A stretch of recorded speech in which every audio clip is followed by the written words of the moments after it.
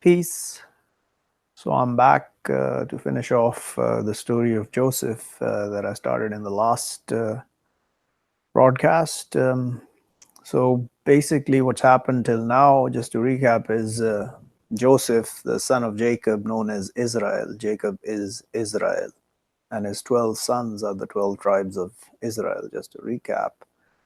So Joseph told his father his dream that 11 stars and the sun and the moon prostrate to him in his dreams, in his visions.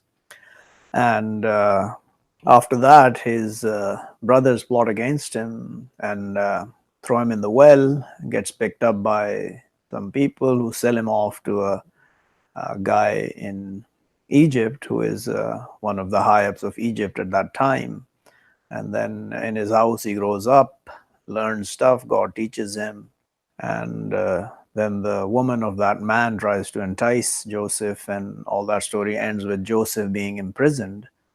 And then at the end of that, the king of Egypt has dreams where he sees 7 cows fatted and 7 thin, and 7 covering green and others dry. So Joseph basically interprets those dreams and says there's going to be 7 years of abundance and then 7 years of strictness and then a year where mankind will be blessed. So the king has now put Joseph in place at his right as a right hand man of his, and he's in charge of all the treasures of the earth. So now, after being established, the 7 years have passed, and then now they're in the 7 years of strictness. So now people have no food. Obviously, those that did not plan, and some of them obviously are the brothers of Joseph.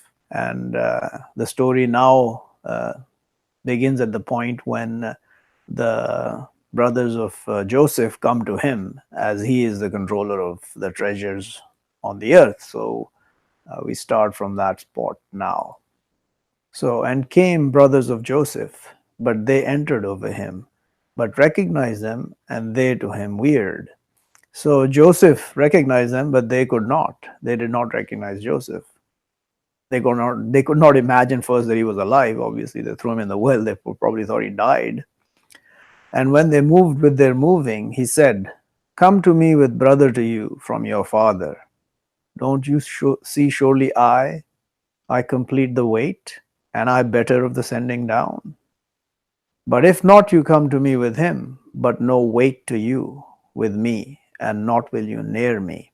So here Joseph is telling his brothers, that the 10 probably that are there, because the 11th obviously is not, because he's telling them, "Come to me with your brother from your father," i.e., his other brother that is favored by Jacob.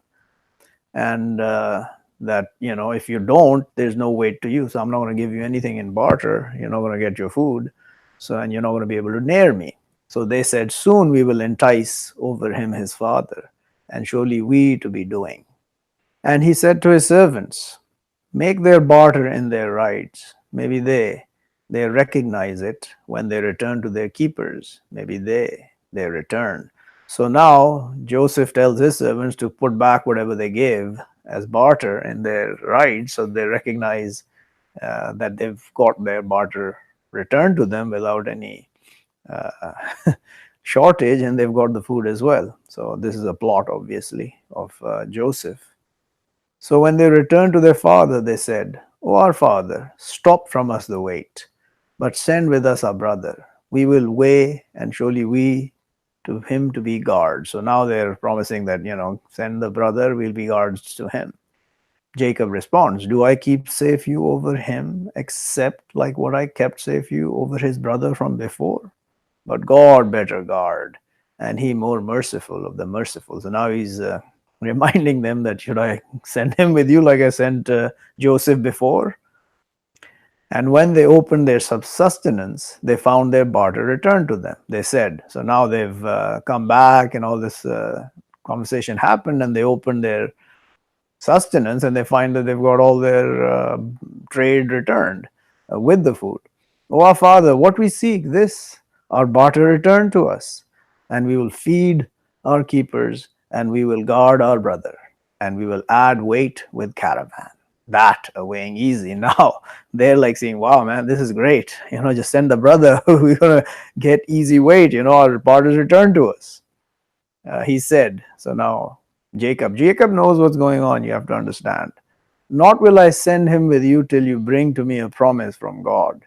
To you are surely coming to me with him, except that he surrounds with you.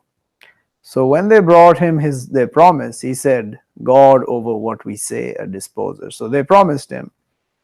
They're not going to come back without him, and except that God surrounds with them. Yeah. So obviously Jacob knows something's going to happen here. He's telling them that there's no way you're going to return except that he surrounds with you. God surrounds you.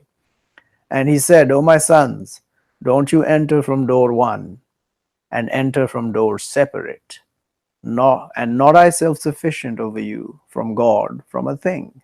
If the command except to God, over him I trust, and over him but they trust the truster. So now he's trying to advise them that enter from different doors into the city or the palace or whatever. He's just telling them don't go together, go in separate, come from separate directions to the city.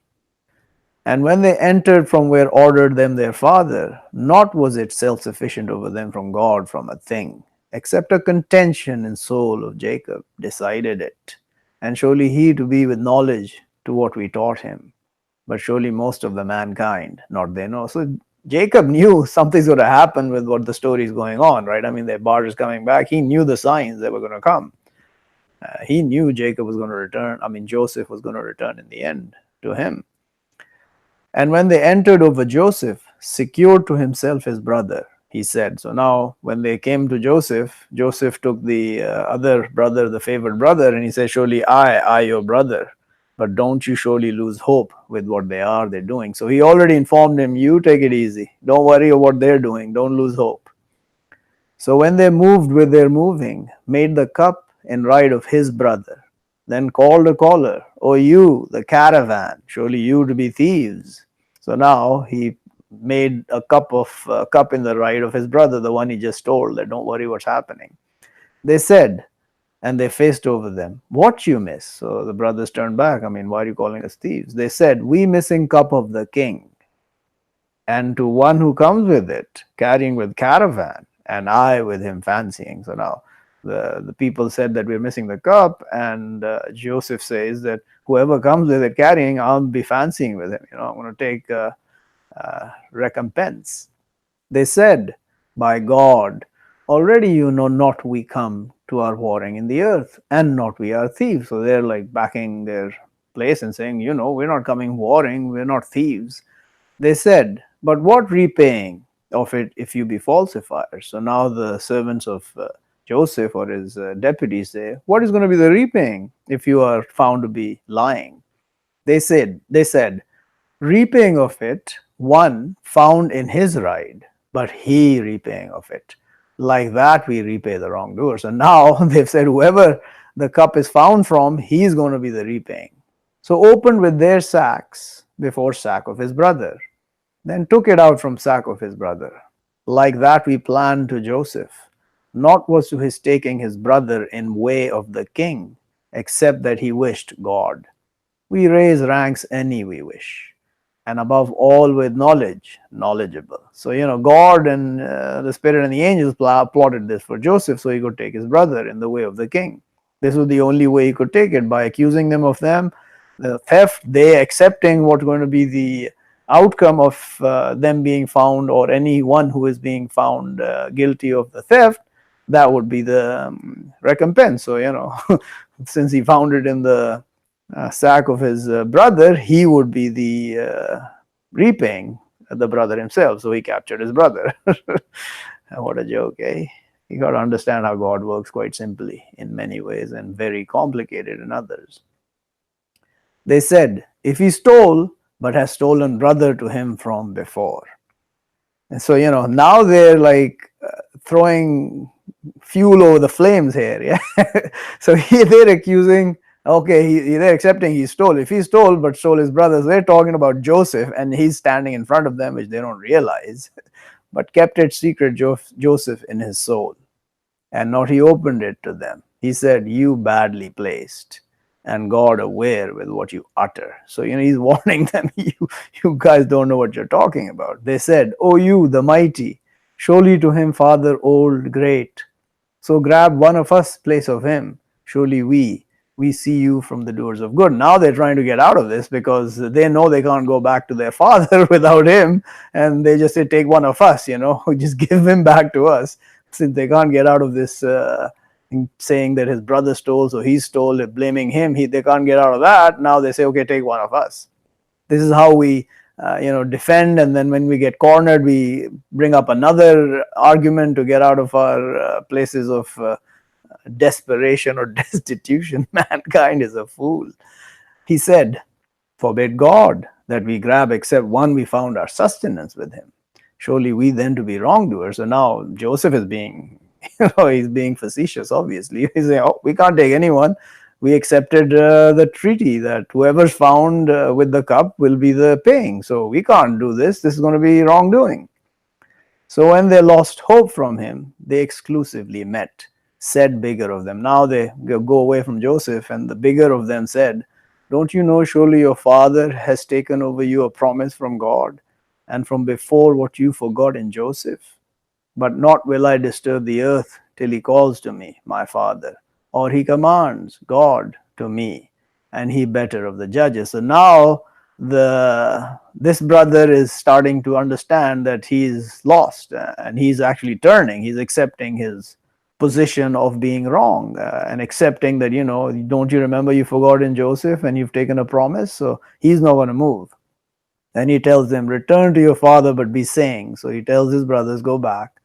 O our father, surely your son stole, and not we witness except with what we know, and not we are to the unseen God." So he told them, "Go back, tell your father that your son stole, and this is what happened." And then they also say to their father, "And ask the city, the one we were in her, and the caravan, the one we returned in her, and surely we to be truthful." So now they're presenting a truthful view because they don't know reality. So they're actually saying the truth here. They don't know, after trying all these lies before throughout their lives, maligning Joseph and his brother and everything unknowingly, and now they say, "Okay, we only witness what we know," to their father. So they return, they say this to Jacob, and Jacob responds, "But ask to you your soul's command, but patience beautiful. Maybe God that he bring to me with them all together. Surely he the knowledgeable, the wise." And turned over them and said, "Oh, I irritated over Joseph, and whitened his eyes from the grief, but he grieved." So he went blind in grief here, Jacob. They said, "By God, you consult your remembrance of Joseph till you be shaking, or you be from the destroyed." So they're telling him, "Why do you keep remembering Joseph, and you're destroying yourself with this grief?" He said, "Surely what I discord, my distraction, and my grief to God, and I know from God what not you know. O my sons, go, but you seek from Joseph and his brother, and don't you give up hope from mercy of God. Surely not they give up hope from mercy of God, except the people, the rejecting." So now he tells them, "Okay, go back. My distraction is to God, and I know what you don't know." And he tells his son, "Go seek with Joseph and his brother, and don't give up hope from mercy of God." So they go back. So when they entered over him, they said, "O you, the mighty, touches us and our keepers the evil, and we come with barter pushed forward. So complete to us the weight, and you be truthful over us. Surely God, he repays the givers of truth." And now they're contrite, yeah? The arrogance is slipping away. This is how we are. We all have to understand our arrogance. They call it ego. It's not about ego. It's about our arrogance when we don't understand. We love to be arrogant in our thought of knowledge, the knowledge of the life of this world, which is fed us by these satans that run the earth today, instead of the true knowledge which is within us, and it's within these books, and God guides who he wishes. He said, now Joseph tells them, "Do you know what you did with Joseph and his brother? Behold, you ignorance." They said, are surely you to be you, Joseph? So now they're like, what's going on? He said, I, Joseph, and this my brother, has favored God over us. Surely it, one, he fears and he waits, but surely God, not he lowers reward of the doers of good. Fear and wait. We have to fear God and we have to be patient. He's not going to give us everything we want instantly. He gives us a lot that we want quite instantly. But if you turn to God and you want everything all the time at every instant, He's the God, you're not. You don't demand. He's the one who demands. You have to fear Him and ask Him and pray to Him and wait and be patient. And if He doesn't bring it, then know there's a good reason for it. And He'll let you know when you meet Him. They said, by God already made you a parent God over us, and we are to be falterers. So now they accept, they're contrite, they accept their positions of destitution of their souls and their arrogance. They accept that, they fall. They fall in front of Joseph, and God told him, if you remember, that you will inform your brothers with this, their command, when they threw him in the well. Here it is. Here's the end of that. He said, no reproach over you the day. He will forgive, God, to you, and He more merciful of the merciful. So He's telling them, don't worry. He also knows the story that they're all going to turn back to God and He's going to forgive them, however stupid they are, and so are we. Go with my shirt this, but throw it over face of my father. It will return sight, and come to me with your keepers altogether. And when moved the caravan, said their father, surely I, to my finding wind of Joseph, even if that you make me dotard. So he already was inspired, now the time's coming that Joseph will return. You will return to Joseph. You will rejoin with Joseph. They said, by God, surely you to be in your estrangers, the old. So those that were around him says, but when that came, the informer threw it over his face, but returned sight. He said, did not I say to you, surely I know from God what not you know? They said, O our Father, ask forgiveness to us of our crimes. Surely we are falterers. So now they're totally submitted to God. They've accepted their wrongs, and that's what God wants from all of us, to accept that we are wrongdoers in many ways and ask forgiveness for that and accept that and turn to God and He will right it. If you don't accept and you are arrogant that you're perfect and you've done nothing wrong and everything you do has a reason why it was done, not because of yourself but some other outside reason, then you're going to go where everybody else mostly is going in the hereafter. He said, soon I will ask forgiveness to you of my Lord. Surely He the forgiving, the merciful. So now He says, yeah, I'll ask you forgiveness. So when they entered over Joseph secured to himself his two parents, and he said, enter Egypt, if wishes God, securely. So now they've come to Egypt. The kingdom now is going to be Joseph's and the sons of Israel set up in Egypt. This is where the kingdom starts, which eventually ended with the sons of Israel being overcome by the pharaohs before Moses came with the command of God to take them out of Egypt back to the Holy Land, and raised his two parents over the throne, and they fell to him prostrating.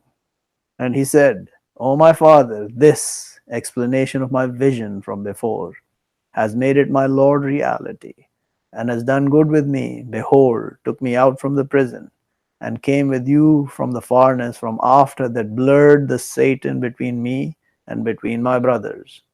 Surely my Lord mysterious to what He wishes.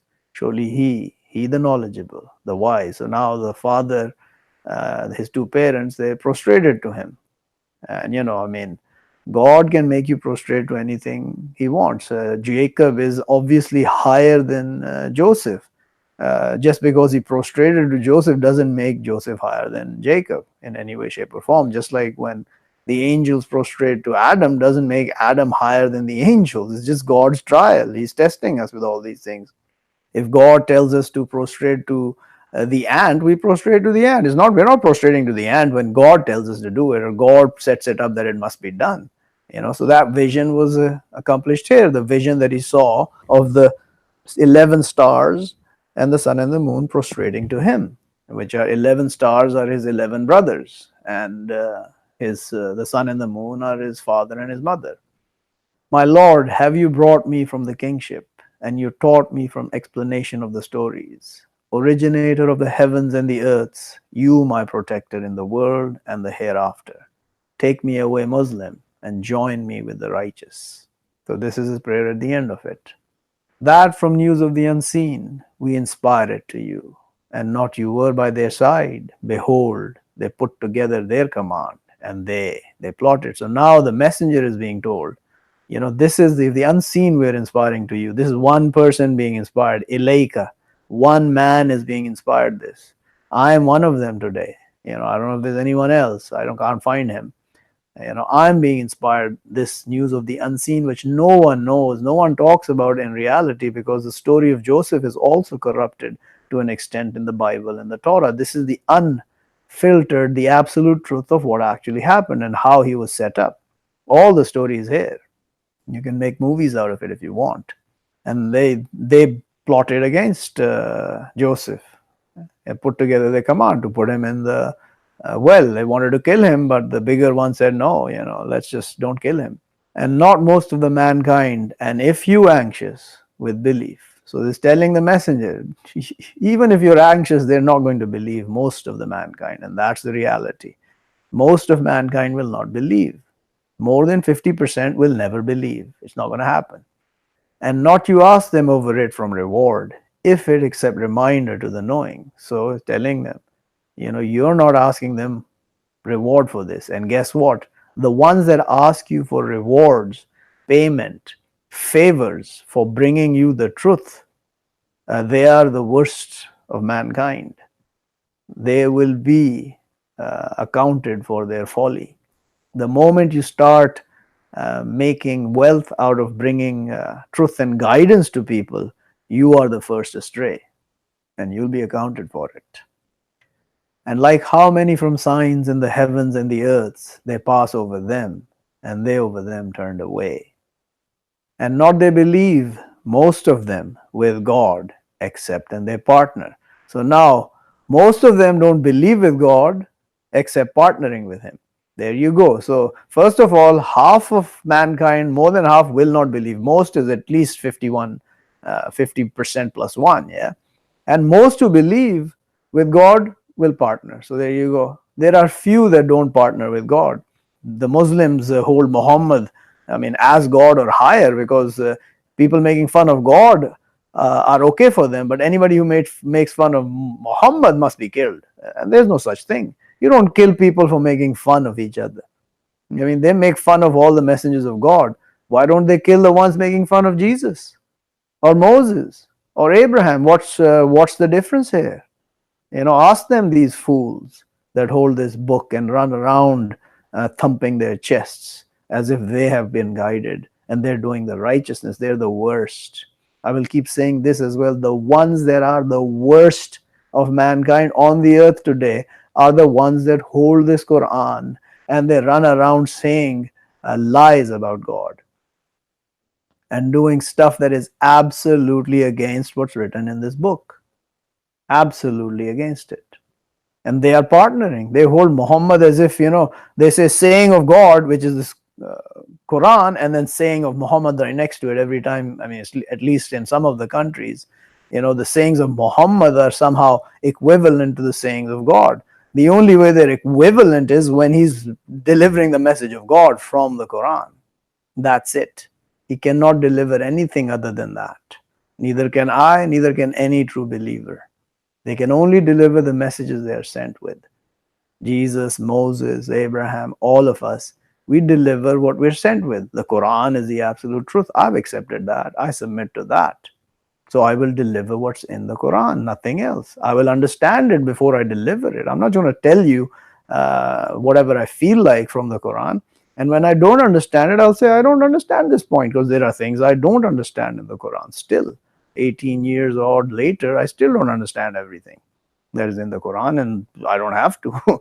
I have more than enough understanding to know what's going on with these people that hold this book. Will but they believe that it comes to them, covering from punishment of God? or she comes to them, the hour, suddenly, and they, not they perceive. So are they waiting for the hour to come or the punishment? When will they believe? This is the question, They're not going to believe before any of these are coming. I can tell you that. When the punishment comes, oh sure, when the hour of their death or the hour of the end comes, they'll believe then. Too bad, too late. Hell will be the end. Say, this my path. Now the messenger is commanded to say, this my path I call to God, oversight, I and one who follows me, and glory God, and not I from the partnering. I do not partner with God. A thing, anyone, none of these Jesuses, Moses, Abraham, Muhammad, David, Solomon, Jonah, Joseph, Jacob, Ismail, Isaac, Noah, Hud, Saleh. I don't partner any of them, nor the angels, nor the heavens or the earth, nor these fools on the earth that think they are lords and kings and have some dominion over what God will command. I call to God, and anyone who follows me, oversight. And not we sent from before you except men, we inspired to them, from keepers of the cities. Will but not they travel in the earth? But they look how was end of those from before them, and to be home of the hereafter better to those who fear. Will but not you understand? Till when they surely lose hope, the messengers, and they think surely they have been falsified. Comes to them our help, but saved those we wish, and not will it be turned our war over the people, the sinners. Already is in their explanations instruction to those with the sense. Not is a story it made up, but confirms what in front of it and explains everything, and guidance and mercy to people they believing. So this is the story of Joseph, and the end is here, that when the messengers give up completely, as much as God wants them, because we give up quite early, but he wants us to give up more and more.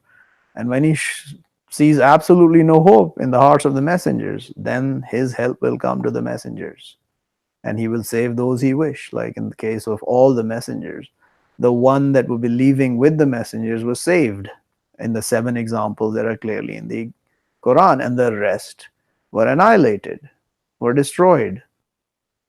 The ones who followed Satan and were deceived by the life of the world.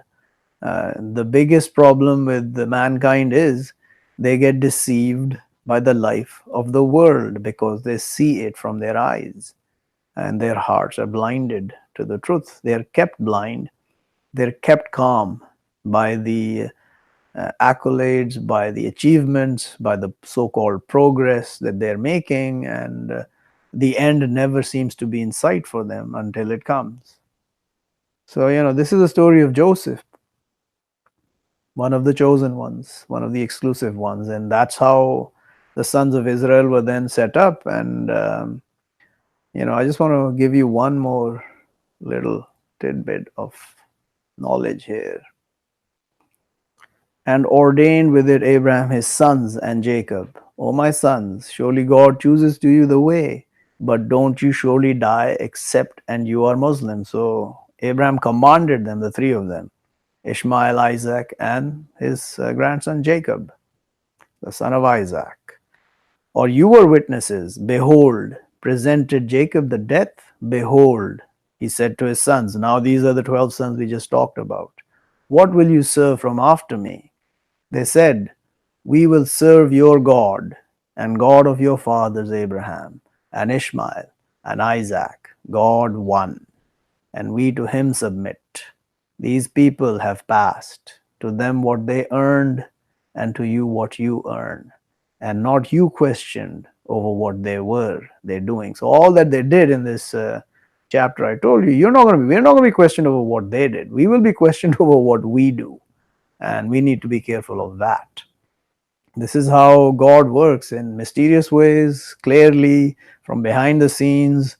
Those who wait and they're patient and they submit to God and fear him and fear nothing and no one else, God will always help them in the end. And we do not have to fear death. The believers don't fear death. It is everyone else who fears death because they don't think it's going to come to them. And the reality will come. The reality is death. And the reality will show itself when you die.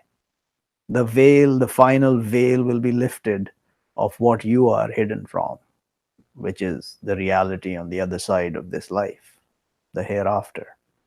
So, with that, I'll end the story of Joseph. There is some other stuff about Joseph, minor stuff you can go and read, but this was the fundamental understanding of what happened. And this is the kingdom given to the family of Abraham as a reward in the life of the world, with his great grandson being literally put in charge of Egypt at the end of that. So, with that, I'll end this session and I'll see you next time, if wishes my Lord. Till then, peace.